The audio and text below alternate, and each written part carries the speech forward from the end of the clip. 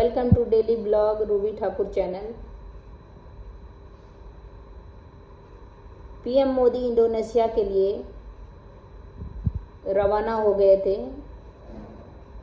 अभी G20 के पहले लंबे दौरे पे नहीं थे, क्योंकि इनको वापस आके यहाँ पर G20 को सम्मेलन का भी अध्यक्षता करना था।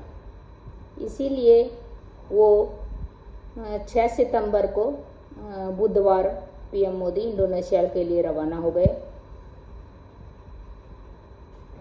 प्रधानमंत्री इंडोनेशिया की राजधानी जकार्ता में आसियान भारत शिखर सम्मेलन में हिस्सा लेने के लिए गए थे।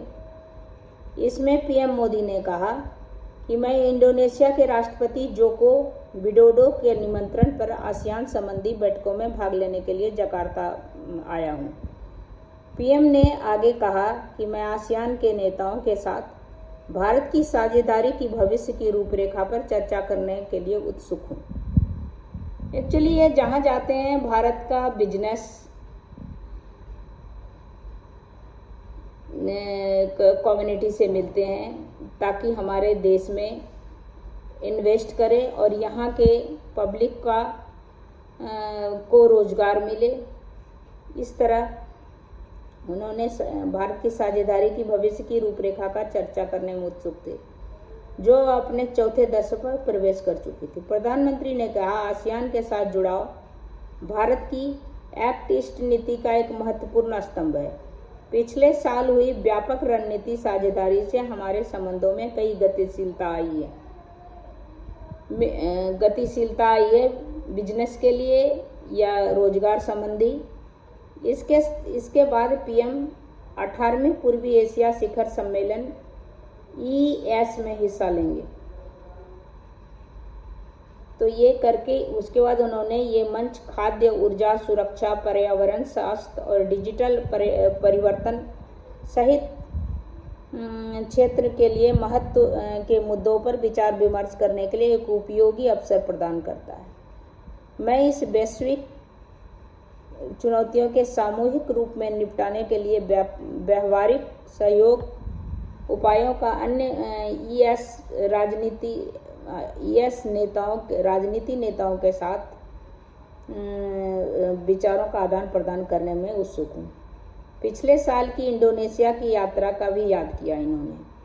पिछले साल बाली में G20 शिखर सम्मेलन के लिए इंडोनेशिया की अपनी यात्रा को याद करते हुए पीएम मोदी ने कहा, इस यात्रा में आसियान क्षेत्र के साथ भारत के संबंध गहरे होंगे।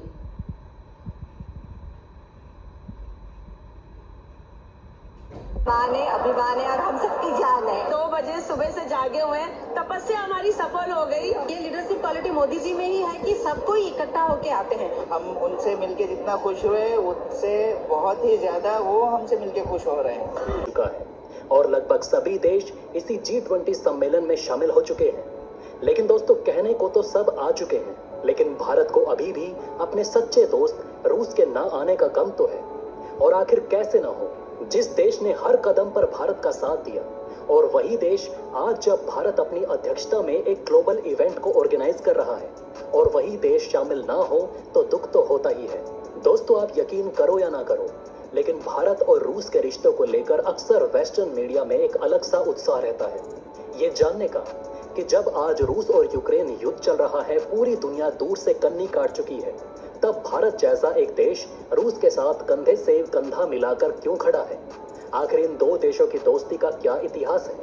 और दोस्तों, इसलिए आज हम आपको दिखाएंगे कि भारत की आजादी के बाद से भारत और रूस के संबंध कैसे रहे, कैसे आजादी के बाद से ही रूस ने हर कदम पर भारत का साथ दिया, अर्थव्यवस्था से लेकर तकनीक तक या फिर दुश्मनों से लड़ने तक रूस ने हर जगह भारत का साथ दिया है। दोस्तों, बात करें अगर भारत के पहले स्पेस मिशन की या फिर भारत का पहला व्यक्ति जो स्पेस में पहुंचा, तो वो भी रशिया की मदद से ही हो पाया। जहां भारत के राकेश शर्मा उस समय 1984 में सोवियत संघ के सोयूज T11 मिशन के साथ सोवियत संघ के एस्ट्रोनॉट्स के साथ स्पेस में पहुंचने वाले पहले भारतीय बने थे, और पूरे भारत को उन पर गर्व हुआ। और इसके साथ ही अब रूस की स्पेस एजेंसी भारत के गगनयान मिशन में भी मदद कर रही है। जहां भारत से जाने वाले अंतरिक्ष यात्रियों को रूस अपने यहां स्पेस में किस तरह से रहना है उसके एनवायरनमेंट की ट्रेनिंग दे रहे हैं। दोस्तों, रूस वो पहला देश था जिसने भारत के साथ दोस्ती कर भारत के लिए मरने मारने की कसम खाई थी, और उसने ये तब साबित किया जब भारत अपने सबसे मुश्किल समय में था, जब दुश्मनों के हवाई जहाज और युद्धपोत पाकिस्तान का सपोर्ट करने हेतु बंगाल की खाड़ी की सीमा पर आकर खड़े हो गए थे और चंद मिनट में भारत पर मिसाइल से हमला करने वाले थे। उससे पहले ही रूस ने बंगाल की खाड़ी में अपने परमाणु पनडुब्बियों और जहाजों को लाकर खड़ा कर दिया और दुश्मनों को यह बात बता दी कि अभी भारत के आगे रूस खड़ा है, और भारत पर हमला करने से पहले अमेरिका समेत उन तमाम देशों को यह बता दिया कि उनको पहले रूस से लड़ना होगा।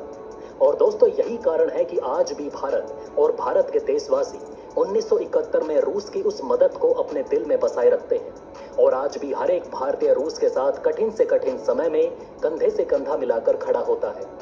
दोस्तों, इतना ही नहीं, भारत में जब पहली बार न्यूक्लियर एनर्जी पर काम करने की कोशिश की गई तब भी किसी देश ने भारत का साथ नहीं दिया। दोस्तों, आपको याद ही होगा कि भारत के न्यूक्लियर पावर कंट्री बनने के लिए 2 परमाणु परीक्षण किए गए, एक 1974 में और दूसरा 1996 में, और इसके बाद अमेरिका समेत यूएन और कई देशों ने भारत की आलोचना की। लेकिन भारत का इसके पीछे एक और कारण यह था कि भारत अपने दुश्मन देशों को धमकाना तो चाहता था, साथ ही भारत न्यूक्लियर एनर्जी का प्रयोग अपने पावर सेक्टर के लिए भी करना चाहता था। लेकिन अमेरिका समेत ब्रिटेन और अन्य यूरोपीय देशों ने भारत को न्यूक्लियर एनर्जी ट्रांसफर तकनीक देने से मना कर दिया। और इतना ही नहीं, भारत को आज तक भी न्यूक्लियर सप्लाई ग्रुप का मेंबर बनने नहीं दिया। लेकिन उस कठिन समय में भी जब भारत अपने एनर्जी सेक्टर को एक अलग लेवल पर लेकर जा रहा था, तब भारत अपने विकासशील दौर में था, तब भी भारत की मदद करने रूस ही आया। दोस्तों, भारत और रूस के बीच 1988 में ही न्यूक्लियर पावर प्लांट के लिए बात चल रही थी, और भारत के प्रधानमंत्री राजीव गांधी और सोवियत राज्य के प्रमुख मिखाइल गोर्बाचेव द्वारा हस्ताक्षर भी किए गए थे। लेकिन उसके बाद सोवियत संघ टूटने लगा और लगभग 1 दशक तक ये डील बीच में ही लटकी रही, और उसके बाद सन 2002 में एक बार फिर से रूस ने भारत की मदद शुरू की, और पश्चिमी देशों की लाख रुकावटों के बावजूद तमिलनाडु के कुडनकुल्लम में भारत का पहला परमाणु ऊर्जा संयंत्र स्थापित हुआ। और दोस्तों, इतना ही नहीं, भारत ने जब जब यूएनएससी में बदलाव को लेकर और स्थायी सदस्यता को लेकर अपना पक्ष रखा, तब तब रूस ने भारत का समर्थन किया, और रूस ने कहा कि भारत जैसा एक विशाल देश यूएनएससी का स्थायी सदस्य जरूर होना चाहिए। दोस्तों, इसके अलावा रूस सन 1970 से लेकर अब तक भारत का एक बहुत ही महत्वपूर्ण डिफेंस पार्टनर रहा है, जिससे भारत ने विक्रांत युद्धपोत से लेकर ब्रह्मोस मिसाइल और S-400 मिसाइल डिफेंस सिस्टम तक लिए हैं। इसके अलावा पिछले कुछ सालों से, खासकर जब से रूस और यूक्रेन युद्ध शुरू हुआ, भारत ने बहुत ही ज्यादा मात्रा में रूस से कच्चे तेल का आयात किया है, और इसी आयात ने भारत के फॉरेक्स रिजर्व को कम होने से भी बचाया। दोस्तों, एक खबर के मुताबिक जहां भारत सऊदी अरब और अन्य अरब देशों से कच्चा तेल खरीदता था, तो भारत को लगभग 90 या कभी कभी $100 प्रति बैरल के हिसाब से महंगा कच्चा तेल का दाम चुकाना पड़ता। तो वहीं रूस के द्वारा डिस्काउंटेड कच्चे तेल के लिए भारत को $60 से $70 के बीच पेमेंट करनी पड़ती, जिससे भारत का काफी फायदा हुआ। और इसका सीधा सीधा फायदा भारत को ये दिखा कि भारत के फॉरेक्स रिजर्व में कच्चे तेल की खरीद को लेकर जो हर साल $1 बिलियन खर्च होता था, उसमें लगभग $8 बिलियन की कमी आई, जिसका सीधा फायदा भारत के फॉरेक्स रिजर्व को पहुंचा।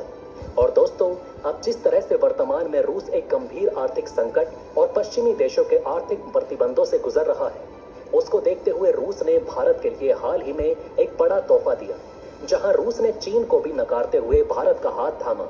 और ये भारत के लिए बहुत बड़ी बात है, वो भी तब जब रूस ने चीन के साथ नो लिमिट पार्टनरशिप कर रखी है। जी हाँ दोस्तों, रूस जानता है कि इस कमजोर घड़ी में उसको एक ऐसे साथी की जरूरत है जो उसका हर समय साथ दे सके, और इसके लिए रूस ने अपने पूर्वी क्षेत्र में स्थित स्खलिन द्वीप को भारत को सौंप दिया। दोस्तों, रूस का यह स्खलिन द्वीप प्राकृतिक गैस और कच्चे तेल के भंडारों से भरा हुआ है, और ऐसे में दोस्त ने भारत को ये इन्वाइट किया है कि भारत की कंपनी निवेश करे, और जो भी फायदा होगा दोनों देश उसको आपस में बांट ले। दोस्तों, यहाँ पर सोचने वाली बात यह है कि आखिर रूस ने चीन को यह ऑफर क्यों नहीं दिया। तो दोस्तों, इसका साफ कारण यह है कि हाल ही में चीन के द्वारा जो अपना नया नक्शा जारी किया गया, उसमें चीन ने रूस के कई क्षेत्रों को अपना बताया, और मॉस्को में बैठे कई नेता इस बात को लेकर काफी चिंतित हैं। यहाँ तक कि रूस के राष्ट्रपति पुतिन भी बेशक से ओपनली कुछ न कहें, लेकिन दोस्त चीन की हर एक गतिविधि पर नजर रख रहे हैं। हिंदी में कहावत है, भूत के पांव पालने में ही दिख जाते हैं। इसका मतलब यह हुआ कि भविष्य में चीन रूस के साथ क्या करने वाला है, उसके लक्षण अभी से दिखने शुरू हो चुके हैं। और इसलिए रूस भी यह चाहता है कि जितना हो सके रूस अपने इस आर्थिक संकट की स्थिति में भारत से निवेश प्राप्त करे, भारत से अधिक साझेदारी करे, क्योंकि रूस जानता है कि चीन पर अधिक निर्भर होना यानी कि खुदकुशी करना है। क्योंकि लाख कोशिशों के बावजूद विवादित क्षेत्र को लेकर 2008 में चीन और रूस के बीच बातचीत हो गई थी। उसके बाद आखिर चीन ये हरकतें बार बार क्यों कर रहा है, इस बात पर पूरा मॉस्को बैठकर सोच रहा है। और इसलिए अब रूस अपने किसी भी सेक्टर में निवेश के लिए पहले